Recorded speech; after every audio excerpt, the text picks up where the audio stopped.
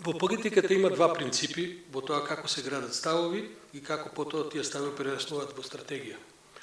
Едниот принцип е да ги знаете вредностите, да ги одберете вредностите, а потоа врз основа тие вредности да изградите интереси. Вториот принцип е обратен. Да ги изберете интересите, а потоа во однос на тоа како сте ги разбрали интересите да градите вредности.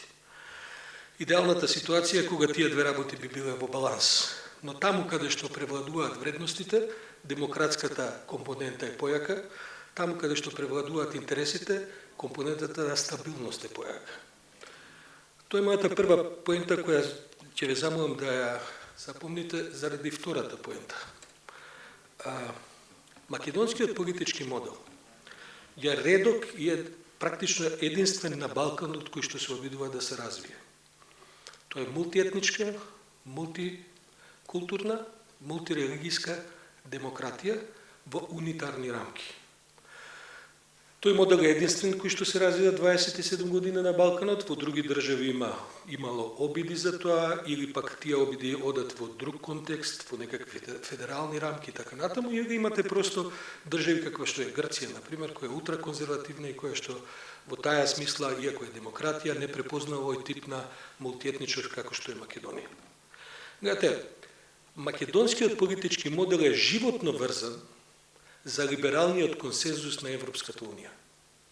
Бидејќи тој либерален консензус на Европската Унија ги овозможува овие вредности кои што сме ги одбрале, врз кои што ги правиме нашите интереси.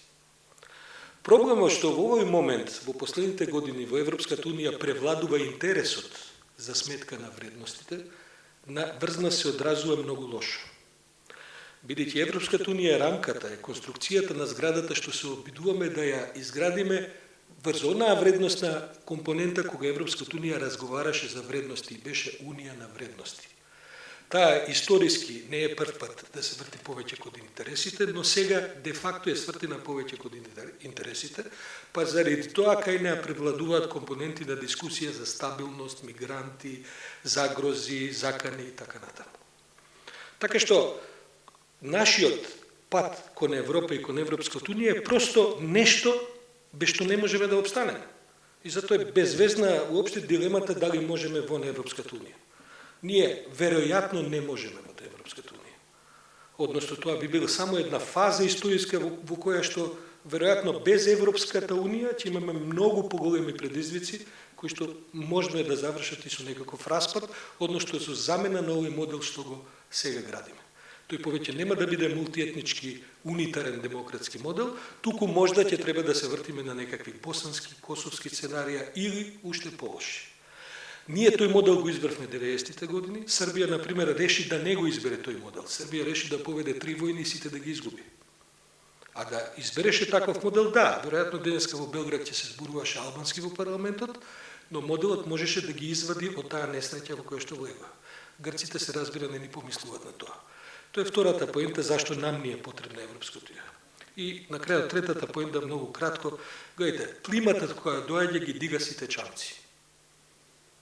Остануваат да тонат само оние чамци што се врзани со ланец за дното, кои што не може да се дигнат.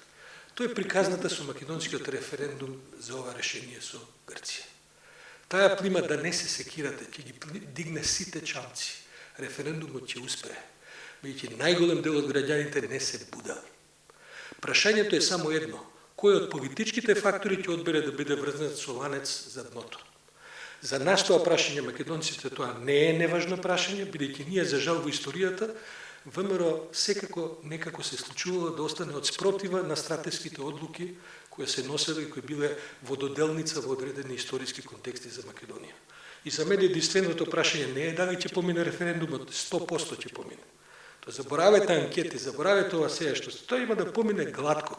Прашањето е дали ВМРО ќе успееме и тие дали ќе си дозволат да не останат потонати врзани за ланецот, бидејќи тоа ќе биде повторно уште една точка потоа во македонската историја во која они биле карши решенијата за просперитетот на нацијата.